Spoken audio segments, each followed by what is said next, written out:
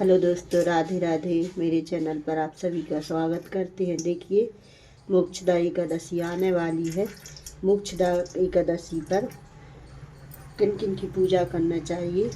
भगवान लड्डू गोपाल, चालक राम भगवान, विष्णु भगवान की पूजन करना चाहिए। शंख से पूजन जरूर करें, भगवान बहुत प्रसन्न होते हैं। शंख, तुलसी, पूजन शंख की भी पूजन करना चाहिए।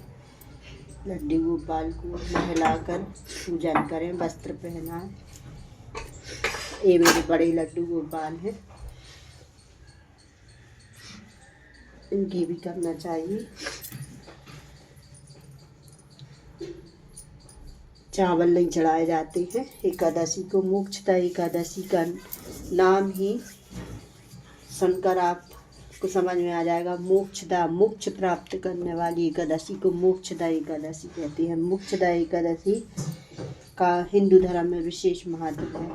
मैं आपको मोक्षदा एकादशी की कथा सुनाऊंगी, जिसके सुनने से अश्वमेध यज्ञ के फल की प्राप्ति होती है।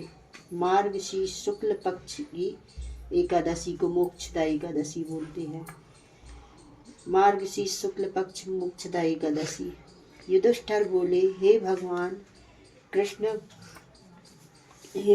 कृष्ण, आप मुझे 26 एकादशियों के नाम व्रत विधि बतलाइए तथा किस देवता का पूजन करना चाहिए, यह भी कहिए। भगवान जी बोले, मार्गशीर्ष नाम शुक्ल पक्ष की एकादशी का नाम मोक्षदा एकादशी है।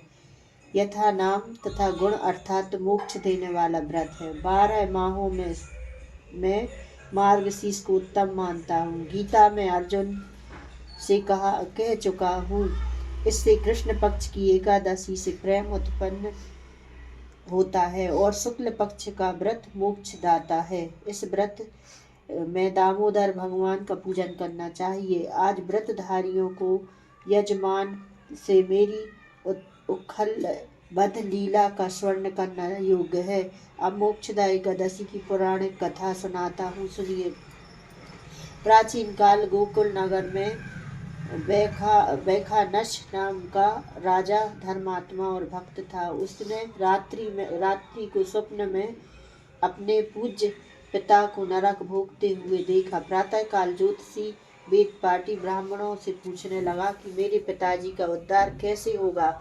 ब्राह्मण बोले, यहाँ समीप में पर्वत ऋषि का आश्रम है, उसकी शरणागत से आपके पिता शीघ्र ही स्वर्ग को चले जाएंगे। राजा पर्वत मुनि की शरण में गया, दंडवत करके कहने लगा, मुझे रात्रि में स्वप्न में पिता का दर्शन हुआ है। वह बेचारे यमदूतों के हाथों में दंड पा रहे हैं। आप अपने योग बल से बतलाइए, उनकी मुक्ति किस साधन से शीघ्र होगी। मुनि ने विचार कर कहा, और धर्म कर्म सब देरी से फल देने वाले हैं। शीघ्र वरदाता तो केवल शंकर प्रसिद्ध हैं, परंतु उनको प्रसन्न करना भी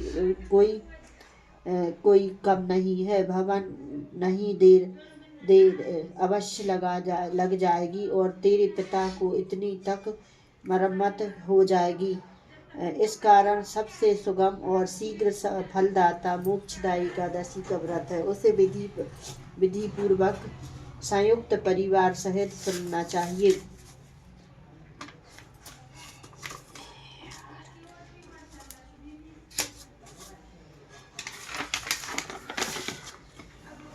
मोक्षदा एकादशी का व्रत करके पिता को संकल्प कर दो, निश्चय ही उसकी मुक्ति होगी। राजा ने कुटुंब सहित मोक्षदा एकादशी का व्रत करके फल पिता को अर्पण कर दिया। उसके प्रभाव से वह स्वर्ग को चला गया। मोक्षदा एकादशी का महात्म्य जो सुनता है उसे वाजपेयी यज्ञ का फल मिलता है। फलाहार में क्या क्या खाना चाहिए? फलाहार इस दिन तुलसी की मंजरी व धूप आदि से दामोदर भगवान की पूजा की जाती है। इस दिन बेलपत्री को जरूर चढ़ाना चाहिए इस दिन, और मंजरी से भगवान विष्णु की फूलों से पूजन करना चाहिए और चावल का त्याग कर देना चाहिए। और दूसरे दिन व्रत पारण करते हैं तो चावल जरूर खाना चाहिए। मेरी वीडियो आपको अच्छी लगी हो तो लाइक कमेंट सब्सक्राइब करें। राधे राधे, जय कान्हा जी।